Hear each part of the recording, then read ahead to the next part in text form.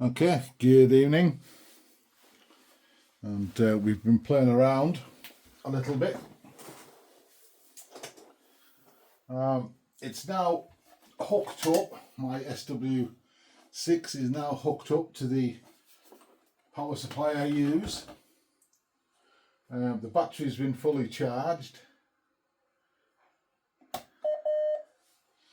I'm getting about 4 watts, depending on the band. On 80 meters, I get about 4.3 watts. Everything else is just 4 watts and slightly below. One thing I have been playing around with, you've got you can see it, you've got an op for operations and a tune. So if it's in the tune position, I can show you on this. So if I just,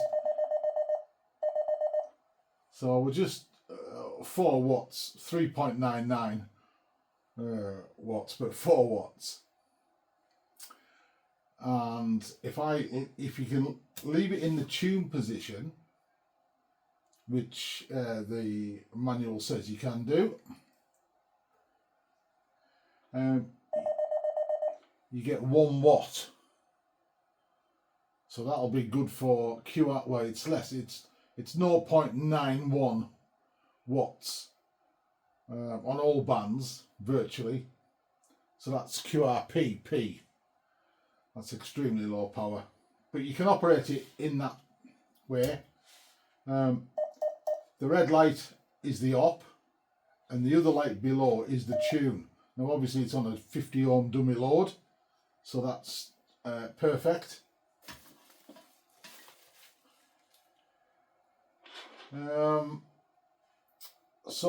And as I said, the battery's fully charged now. I'm still getting about 4 watts from the internal battery, so that's excellent.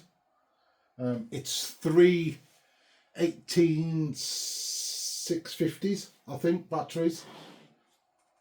One thing, I will switch it off a minute, and this is held in place with 4 magnets. So if I let me click the power off, if I just grab this, there we go. So this is the transceiver. 18650s are there. And that's the transceiver, and that just sits held in by 4 reasonably strong magnets.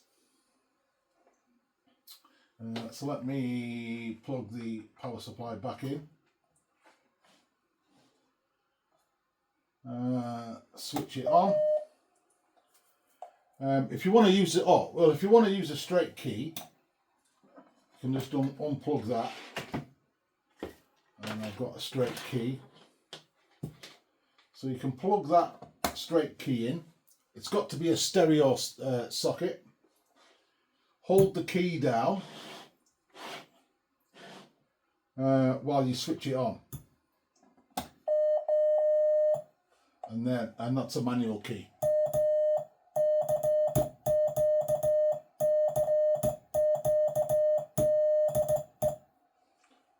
So there we go. You notice I switch everything off when I unplug and plug stuff in.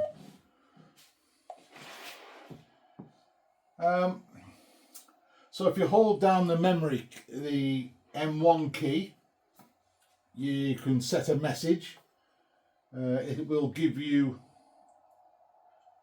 a CW for I.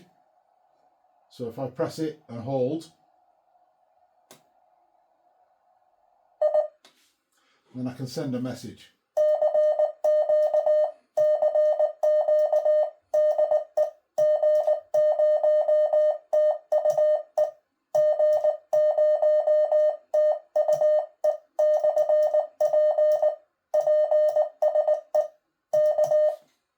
press again, and that saved the message.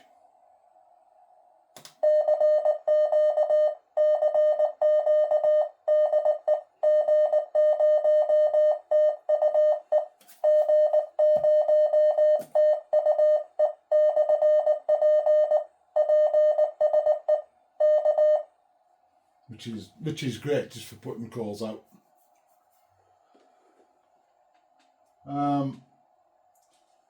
Now, earlier when I looked at it, I've got 60 meters, but that's only receive. Doesn't transmit, unfortunately.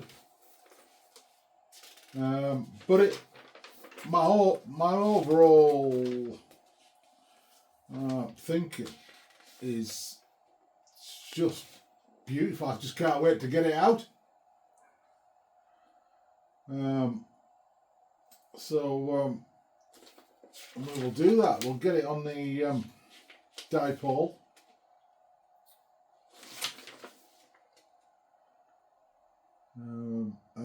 Now I haven't found any way, because it said in the manual that on the bar graph there's three sort of what do they call them, chevron type things, and the first one is 1 watt, 3 watts and 5 watts. I haven't found a way to actually set it to any of them to decrease the power, apart from operating in the tune position, where I am getting 0.913 watts, so 1 watt.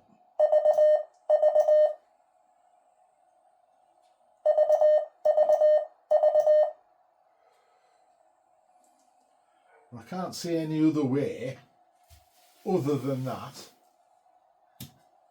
to set the power. So not that I need it really set, because you know I've got 4 watts to play with, so 4 watts is 4 watts. But it's nice to know that if conditions are good, and you can do some very low power contacts, which might be fun on 20 meters, put it into the tune position and you've got 1 watt, or just less than 1 watt. As I said, battery's fully charged. It's giving about 12 volts off. It's virtually the same as this power supply. Obviously a smaller version, but it's giving that voltage. If I switch off, disconnect that power supply, switch back on, it's showing me it's 12 volt on the internal, which is giving me 3.89 watts. So we're going to say 4 watt again, just under 4 watt. Might be difficult for you to see so much, but you've got the RIT, which is really helpful, especially on QRP, because everyone can be anywhere when they're transmitting. On some of the the kits and stuff, they can be all over the spot, so it's nice to be to have an RIT at the touch of a button. Memory and VFO. You can save to a memory, but a quick press of the frequency button will put you in VFO mode, and then a single press will increment that chevron between all the increments.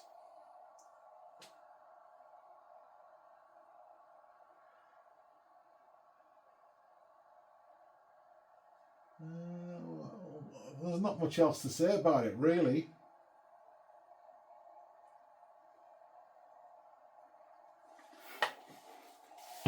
Just looking forward to getting it on the air. Do I want to make a... Do I want to print a 3D stand to sit that up, maybe? No, I don't think I need to. Might be a better operating position. I quite like having this lid on, because when I'm operating, it'll block the sunlight. Because some of these displays can be difficult to read in sunlight. I don't think this will be a problem. This is quite bright. Yeah, but I might print something just to hold it at sitting on an angle on the table, just for my own amusement more than anything else. So there we go.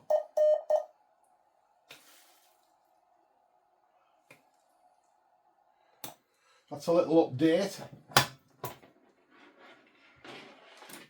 I'll do a lot more playing around with it.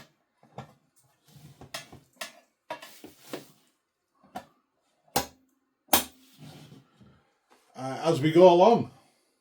But I suppose the next stage is when this weather clears up a little bit and shifts allow. I will take it out for the afternoon and go and make some contacts. So 7-3s, all the best, and we'll catch up again soon. Thanks for watching, and I really do need to start tidying this bench up a bit. 7-3s for now.